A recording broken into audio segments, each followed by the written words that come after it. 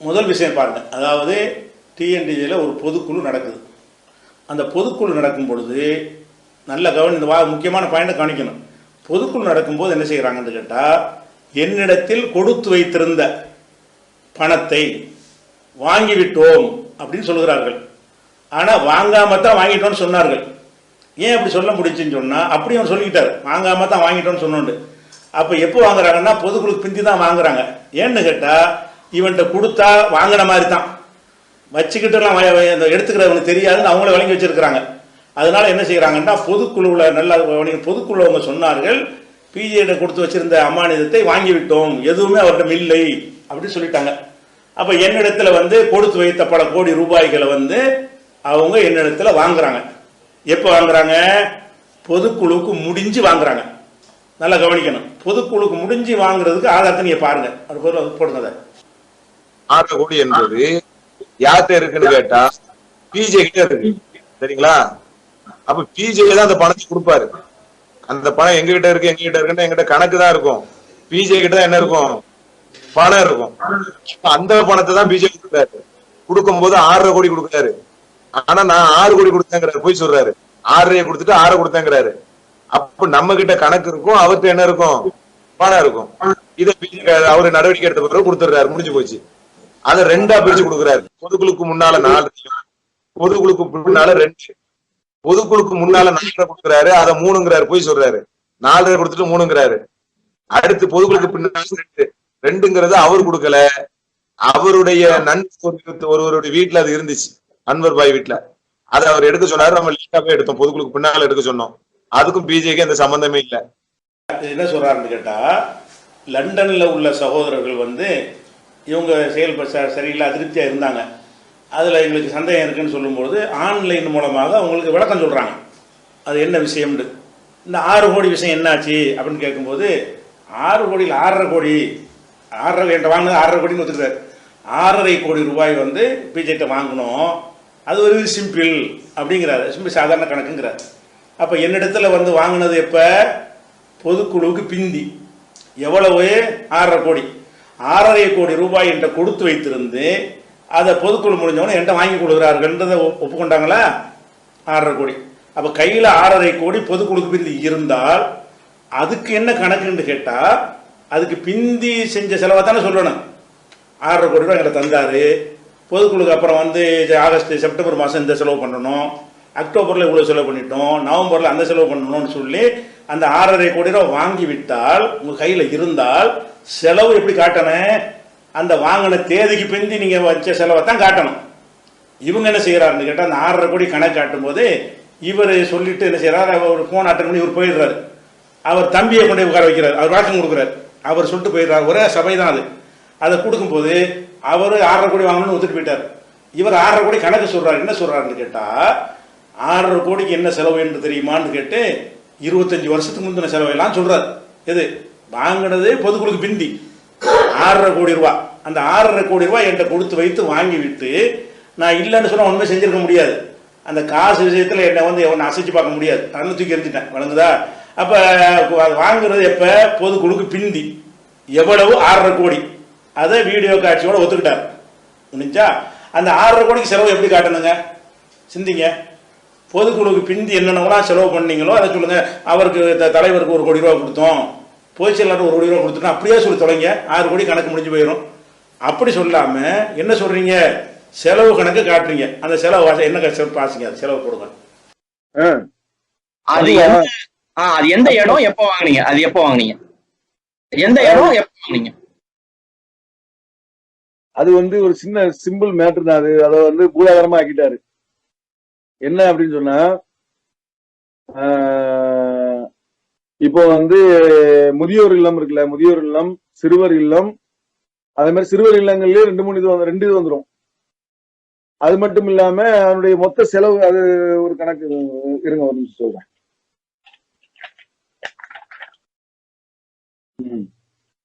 அதாவது இந்த நம்ம யாஸ்மின் பில்டிங்னு சொல்லுவாங்க, தலைமைக்கு பக்கத்துல, அது ஒரு இடம் வாங்கப்பட்டது. சரியா?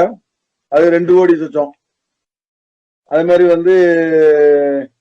மேற்படி இடத்தில் கட்டிட ஆல்டர்னேஷன் வகைக்கு அது ஒரு 32 லட்சம். சுவாமிமலை சிறுவர் இல்லத்துல வந்து ஒரு இடம் வாங்கப்பட்டுச்சு, அது ஒரு 16 லட்சம். சுவாமிமலை சிறுவர் இல்ல கட்டிட பராமரிப்பு அது ஒரு அமௌண்ட் எல்லாம் வந்து நேர்ல வந்தீங்கன்னா ஃபுல்லா சொல்லிடுவாங்க, சரியா? அதே மாதிரி இளையாங்குடி சிறுவர் இல்ல கட்டிடம், அது ஒரு இளையாங்குடி சிறுவர் இல்லம், அது ஒரு 21 லட்சம். 21 லட்சத்தி ரவுண்டா சொல்றேன், 21 லட்சம் நான் சொச்சம் இருக்குது, சரியா? அதே மாதிரி வந்து இருமேனி சிறுவர் இல்லம் இருந்துச்சுல்ல, சிறுமியர் இல்லம் இருமேனி, அதாவது ராமநாதபுரம் இருமேனி சிறுமியர் இல்லம், அதுக்கு ஒரு 4 லட்சம்.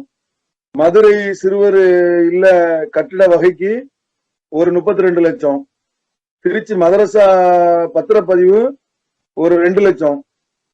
அதே மாதிரி வந்து திருச்சி மதரசா கட்டிட செலவு இந்த இப்ப அந்த கட்டினாங்களா அது வந்து ஒரு 1 கோடியே ஒரு சொச்சம். இது எல்லாத்தையும் மொத்தமா சேர்த்துன்னு சொன்னா 7 கோடியே 28 லட்சம் வருது, சரியா? அப்ப அவர் 6.5 கோடி என்கிட்ட வாங்கிட்டு அண்ணங்கார சொல்லிட்டு போயிட்டாரா?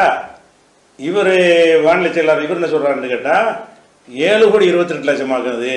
அப்படி நான் 7 கோடி நான் கொடுக்கல, சொல்றது வாயில விட்டு அடிக்கிறேன்னு விளங்கிக்கிறேன். கோடியெல்லாம் சும்மா லட்டு மாதிரி உண்மையை பேச கணக்கு கரெக்டாக காட்டுறவன் தான் பைசாவெல்லாம் கரெக்டாக போடுவான். இது வாயில வந்து அடிக்கிறது தான். 7 கோடி 28 லட்சம் அதுக்கெல்லாம் கணக்கு இருக்குதுன்னு சொல்லிட்டு ஏதோ யாவோ சக்தியில் அவர் சொல்லலை, பேப்பர் வச்சுக்கிட்டு படிக்கிறார்.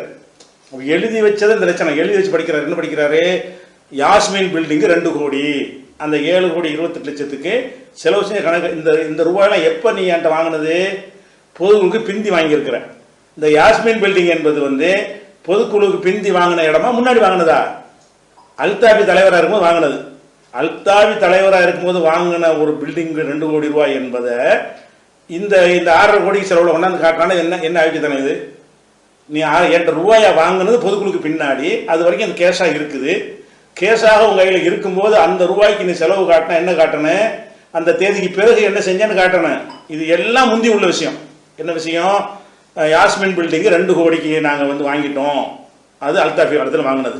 யாசிம் பில்டிங்கு பராமரிப்பு 32 லட்சம், அது நான் தலைவராக இருக்கும்போது அது பராமரிப்பு இல்லை, நான் தலைவராக இருக்கும் முன்னாடி அல்தாஃபி கடைசி காலத்தில் அந்த செலவு செஞ்சுட்டு போயிருந்தார். அதுக்கப்புறம் சுவாமிமலை சிறுவர் இல்லம் 16 லட்சம், இதெல்லாம் எப்போ உள்ளது? முந்தின விஷயம். இதுக்கு பிறகு உள்ள எந்த செலவும் கிடையாது. அதுக்கப்புறம் சுவாமிமலை கட்டடம், அது ஒரு அமௌண்ட்டு. கணக்கு காட்டுற பிரச்சனை பாருங்க, அது ஒரு அமௌண்ட்டு வாசிக்கிறேன். என்னோட அமௌண்ட் இப்படி கணக்கு எழுதி வச்சு படிக்கும் போது கூட அது ஒரு அமௌண்ட்டு. அப்படின்னா என்னத்தையா சொல்லி ஏமாந்துடலாங்கிற ஒரு நோக்கம் தான். அடுத்து என்னன்னு கேட்டால் இளையாங்குடி சிறுவர் இல்லம் 21 லட்சம், அதெல்லாம் ஓசியாக கொடுத்த பில்டிங் காசு கொடுத்தா வாங்கினதில்லை.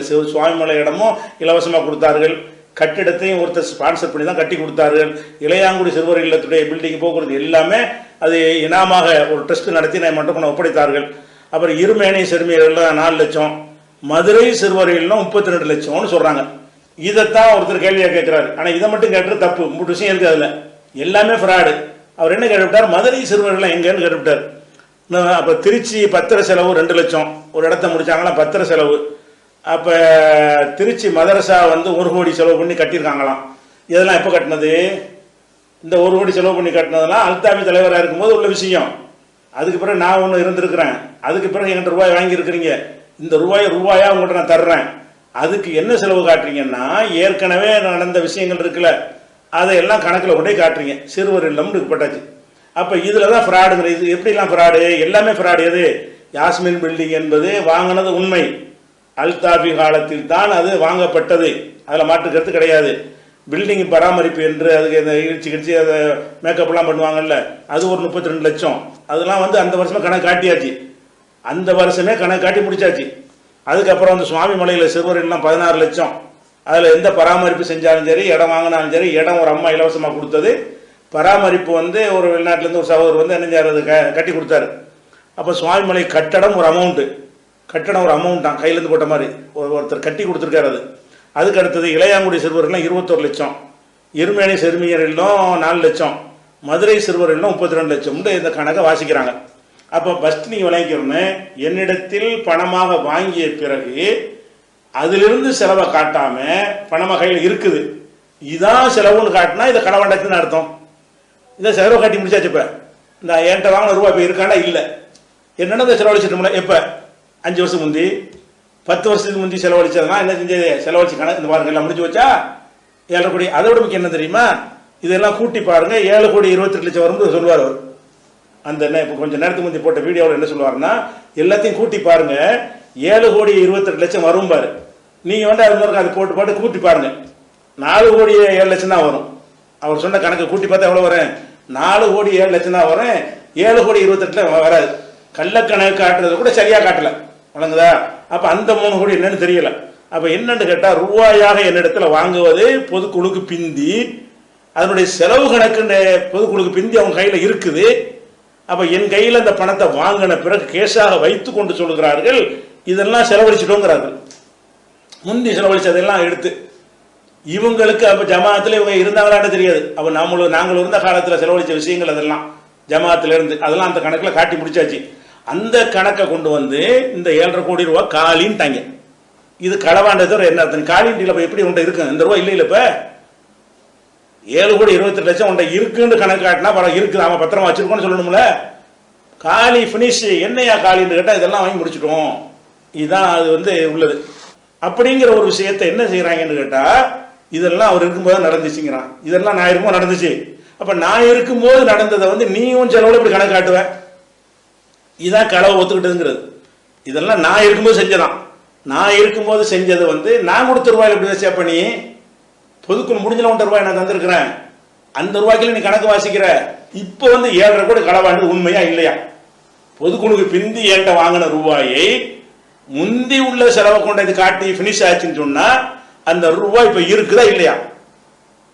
இல்லைன்னு தான் அர்த்தம். இல்லைன்னா என்ன அர்த்தம், போட்டாச்சுன்னு அர்த்தம்.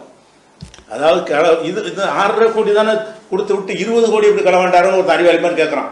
இது இந்த கொடுத்த ரூபாய் மட்டும்தான் 6 கோடி, பொதுக்குழுல களவாண்டிங்களே அந்த கணக்குல அது தனியா பல தடவை சொல்லியாச்சு, அது இன்னொரு பதிவுனா பாத்துக்கிறோம்.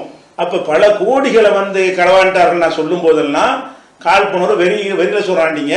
இப்ப வாயினால வருது, இப்ப இவன் சொல்றான் வாங்கணுங்கிறான், அவன் சொல்றான் அந்த அருக்கு செலவுங்கிறான், இவன் சொல்றான் பிஜேக்கு முந்தைய செலவுங்கிறான். 3ஐயும் கோத்து பார்த்தா ரூபாய் தின்ட்டாங்க. அப்ப இந்த 7.5 கோடி ரூபாயில தான் எல்லாம் மஞ்சள் குளிச்சு ஆகுது. அதுல தலைவருக்கு எவ்வளவு கொடுத்தீங்க அதே அப்படி சொல்லுங்க. தலைவர் சம்சுல் ஒரு 50 லட்சத்தை கொடுத்தோம், முகமதுக்கு ஒரு 50 லட்சம். என்ன ஒரு நாளைக்கு பயங்கரமா சட்டையெல்லாம் போடுறாங்க, பார்த்தா பயங்கரமா மேக்கப் பண்ணி போடுறாங்க. இதெல்லாம் அந்த மாதிரி கெப்பாசிட்டி உங்கள்கிட்ட கிடையாது.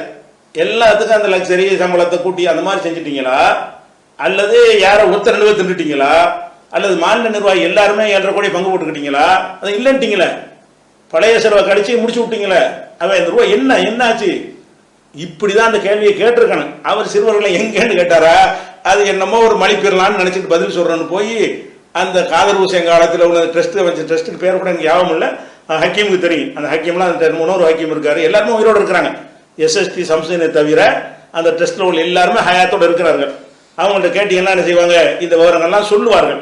அப்ப நமக்கு சம்பந்தம் இல்லாத ஒரு ஓசியாக கிடைச்ச சொத்தை வித்துட்டு ஒரு பில்டிங் அந்த காம்பவுண்ட் கட்டினது, இதெல்லாம் வந்து நாங்க தான் செலவு செஞ்சோம்னு சொல்லி கணக்கு காட்டி இருக்கிற காசை களவாண்டா அதுக்கு என்ன அர்த்தம்?